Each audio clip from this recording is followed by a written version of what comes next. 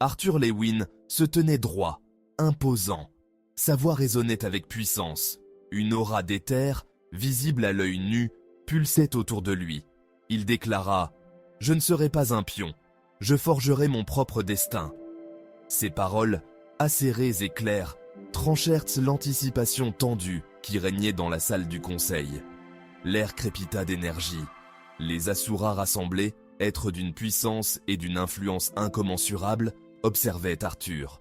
Leurs expressions étaient impénétrables. C'était un moment crucial. Le destin d'Asura et de Dikaten était en jeu.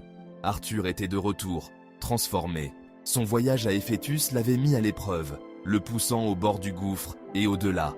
Il avait affronté des épreuves qu'aucun Asura, aucun mortel n'avait jamais rencontrées. Et il en était sorti victorieux. Mais la victoire avait eu un prix. Le pouvoir qu'il commandait désormais était sans précédent, surpassant tout ce que les Asuras avaient pu connaître. Le poids des regards du conseil pesait sur Arthur. Il soutint leurs regards avec défiance. La peur était un luxe qu'il ne pouvait plus se permettre. Il avait embrassé son pouvoir, et avec lui, la responsabilité qui en découlait. Il savait ce qui était en jeu. La guerre contre le clan Vritra faisait rage. Dikaten était au bord de l'anéantissement. Et Arthur, avec ses nouvelles capacités, était le seul à pouvoir renverser la situation.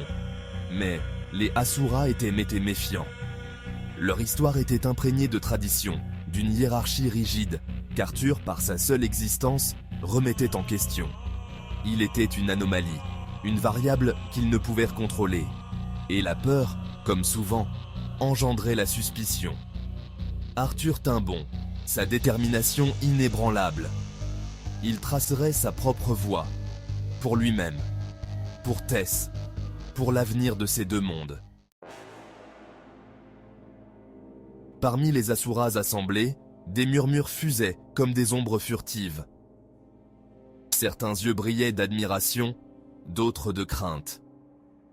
Arthur Lewin, le demi-sang qui avait osé défier le destin, se tenait maintenant devant eux, transformé en quelque chose de différent. Son pouvoir était indéniable, sa présence imposante. Kézès Indrat, le chef stoïque du conseil, observait Arthur. Son visage impassible ne trahissait aucune émotion, mais en lui, une tempête se préparait. Il avait pressenti le potentiel d'Arthur, mais ceci dépassait toutes ses attentes. L'équilibre des pouvoirs avait basculé, irrémédiablement. Ademir, le général ambitieux, plissa les yeux. Il voyait en Arthur non seulement un pouvoir, mais aussi une menace. La salle du conseil, habituellement un lieu de délibération mesurée, vibrait d'une inquiétude palpable. Arthur Lewin était un présage de changement, et le changement, pour les anciens Asuras, était souvent synonyme de résistance. Kézès leva la main, faisant taire les murmures. Son regard resta fixé sur Arthur. Il avait passé des siècles à guider les Asuras, à naviguer dans leur toile complexe de pouvoir et d'ambition. Arthur Lewin était une singularité, un événement sans précédent dans leur longue histoire.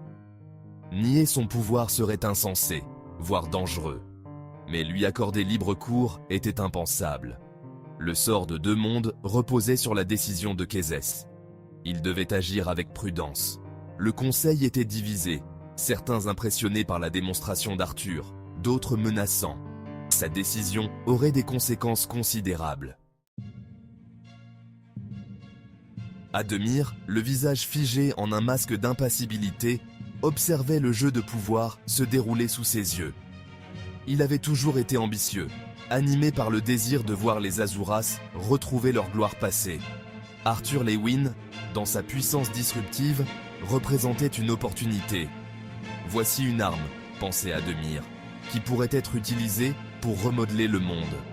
Avec Arthur sous son contrôle, Ademir pourrait atteindre ses objectifs, écraser leurs ennemis et établir un nouvel ordre. Il savait qu'il devait agir avec prudence. Kézès, malgré son âge, n'était pas à sous-estimer, et le conseil, bien que divisé, n'abandonnerait pas facilement son autorité. Ademir devait jouer ses cartes avec soin, manipuler la situation à son avantage. Il utiliserait le pouvoir d'Arthur pour s'élever, pour prendre le contrôle. La salle du conseil devint un champ de bataille idéologique. Des disputes éclatèrent, des voix s'entrechoquant comme l'acier sur l'acier. L'air vibrait d'éther, tandis que les esprits s'échauffaient. Certains plaidaient pour la prudence, pour la retenue. Le pouvoir d'Arthur était indéniable, mais sa volatilité l'était tout autant. Le libérer sans contrôle serait imprudent, une invitation au chaos. D'autres, encouragés par la démonstration d'Arthur, y voyaient une opportunité. Les Vritras les avaient poussés au bord du gouffre, avaient menacé leur existence même.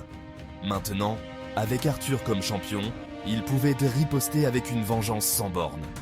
Ils pourraient reconquérir leur domination perdue, établir une nouvelle ère de suprématie azurienne. Kézès écoutait patiemment, son esprit vif absorbant chaque mot, chaque changement subtil dans l'attitude du conseil. Il comprenait leurs peurs, leurs ambitions. Il les avait, après tout, guidés pendant des siècles. Mais il reconnaissait également la vérité que beaucoup refusèrent de voir. Le monde avait changé. L'existence même d'Arthur Leywin en était la preuve. Les vieilles habitudes, les traditions rigides qui avaient gouverné les Asuras pendant des millénaires n'étaient plus suffisantes. Il devait s'adapter, évoluer, ou risquer d'être emporté par les flots du destin. Lorsque la clameur atteignit son apogée, Kézès se leva. Sa présence imposa un silence immédiat. Il prit alors la parole, la voix calme mais ferme. Il parla d'Arthur Leywin, non comme d'une arme à manier, mais comme d'un catalyseur de changement. Les paroles de Kézès, soigneusement choisies et prononcées avec force, résonnèrent dans la salle du conseil. Il fit appel à leur histoire, à leur fierté et à leur instinct de conservation. Lentement, le vent commença à tourner. Les membres du conseil, leur choc initial et leur colère s'apaisant, commencèrent à percevoir la sagesse des paroles de Kézès. Ils avaient été aveuglés par la peur, par leurs propres ambitions. Arthur n'était pas seulement une menace, il était une opportunité. Une opportunité de se libérer des chaînes du passé et de forger un nouveau destin. Lorsque Kézès eut fini de parler, un silence tendu régna dans l'air. Puis, lentement, timidement, des têtes se mirent à hocher la tête. Un sentiment d'unité, fragile mais indéniable, commença à prendre racine. Un vote fut organisé. La salle du conseil, si récemment un creuset de discorde, retint son souffle. Un par un, les membres du conseil exprimèrent leur vote, leur voix faisant écho au poids de leur décision. Lorsque le dernier vote fut comptabilisé, le résultat fut clair. Arthur Leywin, le demi-sang, l'anomalie, le signe avant-coureur du changement, fut reconnu comme une nouvelle race azurienne, un être singulier incarnant l'essence même de leur puissance et de leur potentiel.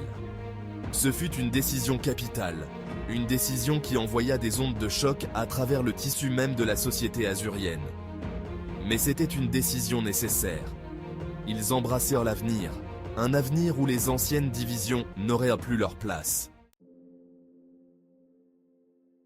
Arthur se tenait droit, tandis que la décision du conseil le submergeait. Il n'était plus seulement Arthur Leywin, le demi-sang, l'étranger. Il était devenu quelque chose de plus, quelque chose d'unique. Il était un symbole d'unité, un pont entre deux mondes. Il sentit le poids de la responsabilité s'abattre sur ses épaules, plus lourd que tout fardeau physique qu'il ait jamais porté. Le destin de deux races, de deux mondes, reposait sur ses choix. Mais il ne recula pas devant le défi.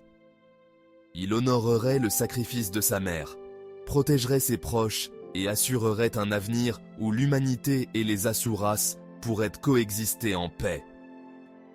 Il forgerait son propre destin, un destin digne de l'héritage qu'il portait désormais. La salle du conseil, autrefois un lieu de jugement et d'examen minutieux, dégageait maintenant une atmosphère différente. C'était comme si un poids avait été levé, remplacé par un sentiment d'espoir prudent. Arthur Leywin, le catalyseur inattendu, les avait rassemblés d'une manière que personne n'aurait pu prévoir. Alors qu'Arthur observait le conseil assemblé, il ne voyait plus seulement des dirigeants, mais des individus. Des individus marqués par l'histoire, par les préjugés, mais aussi capables de changement, d'évolution. Il vit dans leurs yeux une lueur d'espoir, le reflet du sien. L'avenir était incertain, semé de dangers et de défis. Mais pour la première fois depuis longtemps, il régnait un sentiment d'unité, un objectif commun. Arthur Leibwin, l'imprévu, le pont entre les mondes, avait fait son premier pas vers la construction d'un nouveau destin.